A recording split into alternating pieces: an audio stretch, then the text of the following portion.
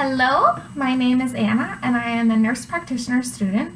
I'm a registered nurse right now, and today I'm going to be doing a review of acne for you all, which I think will be very helpful for two groups of people specifically: people who are in the medical profession, who are maybe studying for some type of board, something like that. And then the other group is those of you who are patients and have acne and want to know what your doctor's going to do when you come in with a case of acne, because it's so common and relatively easy to treat. So, don't be afraid to go to your doctor. We have good medicines for you. So, acne is a chronic inflammatory disease of the sebaceous unit. So that is a sebaceous gland, which you have all over your body, but in general, it's going to happen mostly on your face, can happen on your back. Some people have totally other terrible spots, but those are going to be the most common places. What happens is the pilosebaceous unit erupts down in the follicle. So the hair follicle is at the base, and the eruption happens, and it kind of spreads inflammation throughout the unit and the follicle, and then that causes more sebum to be created. So you have this greasy mess on your face, and it actually is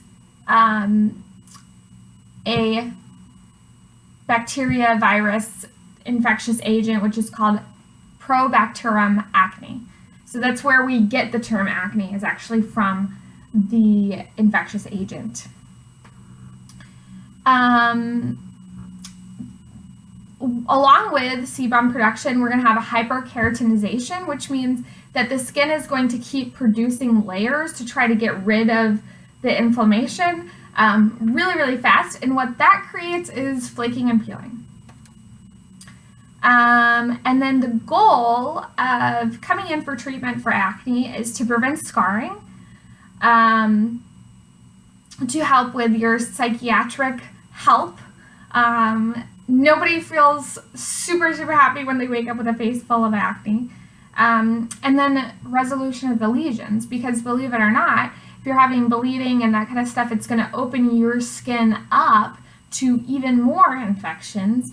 It's not going to be doing its job to keep infections away, and hyperkeratinization can cause maybe cancer long down the line, not right off the bat. But your practitioner is going to grade you on what grade of acne you have. So, mild is going to start with maybe a few comedones or not too many comedones. Those are the units with white on the top and then red, and they're raised comedones. And then getting towards the end to more severe, you're going to have tons of those, and you're going to have more involvement of more raised lesions that are going to be painful in nature, and red. So the first treatment you're going to use if somebody comes in with a mild acne is a retinoid.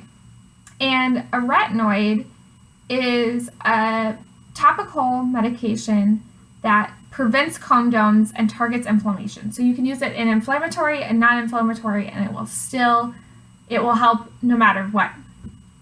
If you give somebody a retinoid, they are going to clear up. It's going to dry out their skin, but that is helpful because they are having inflammation, and you do want to dry out their skin.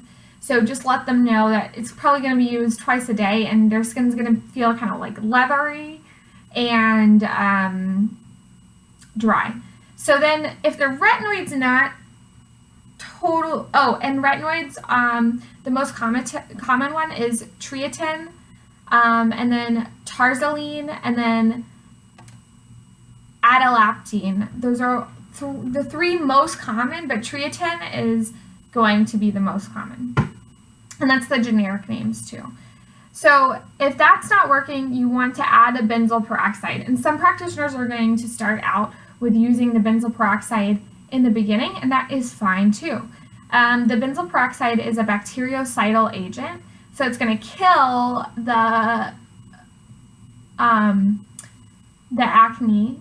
And common ones of that, the most common is salicylic acid, which is basically an aspirin for your face, but then there's also dapsone. If that's not working, or if somebody comes in with severe or moderate, you're going to also add either a topical or systemic antibiotic. And try to first do the topical because we're really just working on the face. We don't need the whole body to be having these side effects. And the side effects are, are real with these. So the topical antibiotics that you're going to be mostly looking at using is erythromycin and clindamycin. Some of them are pretty expensive, so do watch out for that. The oral antibiotics are going to be doxycycline and minocycline. So you want to be sure and pair a retinoid with an antibiotic because the retinoids do make the antibiotics more effective in that the antibiotics can really get to what they need to get to when the retinoid is taking the sebum and all that stuff off of your face. So if all of that is not working, and this is really not primary care at this point, you're going to be at a dermatologist, then you're going to want to do that oral isotretinoin. And that is a 20-week course in which you cannot be pregnant. So if you're a young female, you're going to have to do the pregnancy test there. And it does have an increased risk of depression and suicide. You're going to also have to do liver enzymes on these patients like every 3 to 4 weeks before you can refill their medication. So there it is, treatment of acne.